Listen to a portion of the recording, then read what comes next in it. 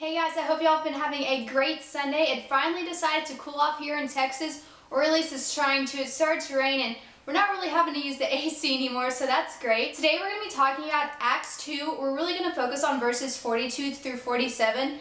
The title of this chapter is The Fellowship of the Believers, and it really talks about devoting yourself to the Lord and really being in prayer at all times, no matter what situation you're in. And I think it's really great for anybody who's trying to grow in their faith or even just stay in the same place they are rather than losing their faith or backing up a little bit. So let's go ahead and get started.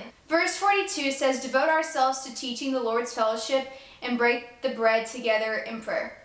And what I like about that is it just talks about coming together and fellowshipping and praying together. And I mean, if you really think about it, that's what big church, or I guess actual church, is like. I call it big church. But that's what any type of church service is like. You're coming together, you're worshiping, you're learning, you're listening to a preacher, you're praying together, you're holding hands.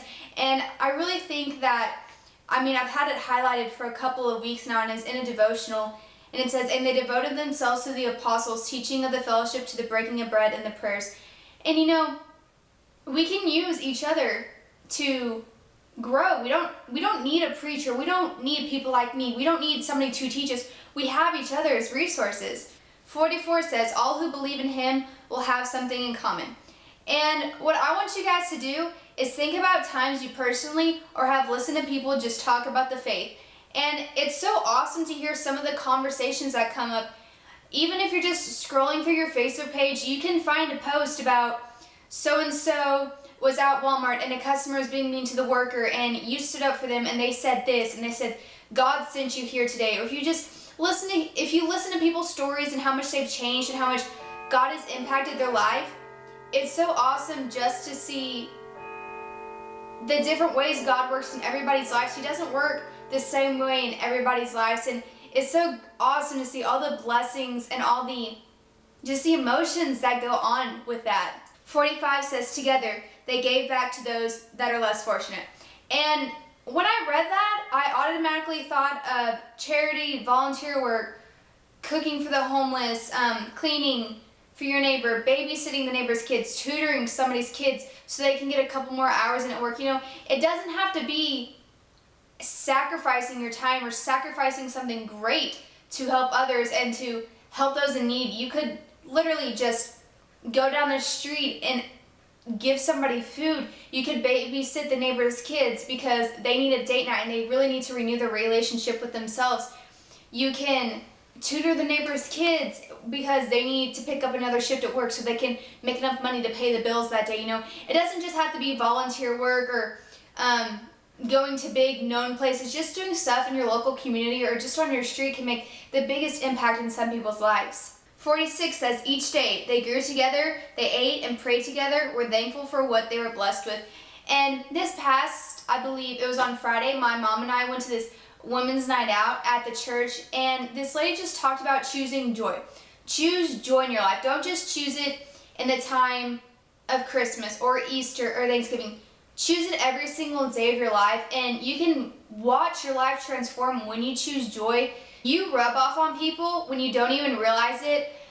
I've noticed that especially when people are in bad moods, it can put other people in bad moods because the original person that's in a bad mood made that person mad, and then it's kind of a domino effect.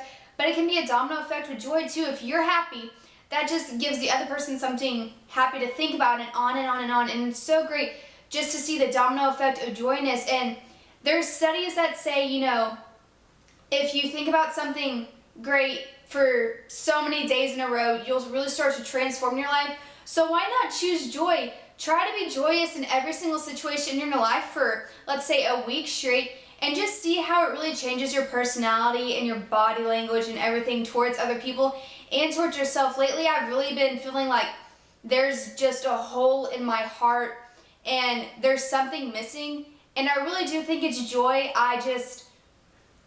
I always think of the worst situations possible, and I'm just not always on my A game when it comes to being happy and thankful and righteous with the Lord. So I think that we should all, as a group, for just 7 days, just really try to be joyous. And I'll even talk about that throughout the week. I'll talk about how I'm being joyous. And as a waitress, being joyful and being gentle is one of the hardest things to do because people, they can just make you feel like dirt. They can break down your confidence so quickly. So I will check in with you guys and tell you how, over this next week, how being joyful in my life has changed my life.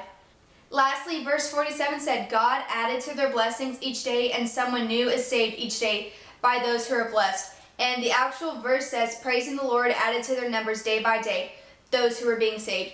And just to know that as every day goes on, somebody else is added to our family in Christ is so awesome, because one person went out of their way to bless them. One person went out of their way to share their story, their testimony.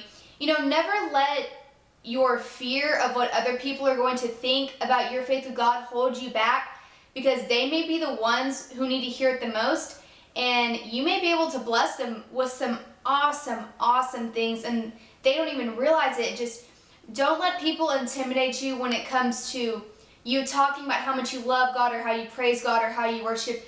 Just give them some love. They may need it. Let's help God add to his family. Let's add to these people's blessings, and let's let somebody new be saved every single day. I'm so glad that I get to film every single day for you guys. I've been wanting to do this for so long, and actually next week I think I may go through a whole entire chapter every single day, and we'll just focus on one book for a whole entire week. I think that'd be really awesome. So I'm going to do some research and some thinking on that, and I will see you guys tomorrow. Remember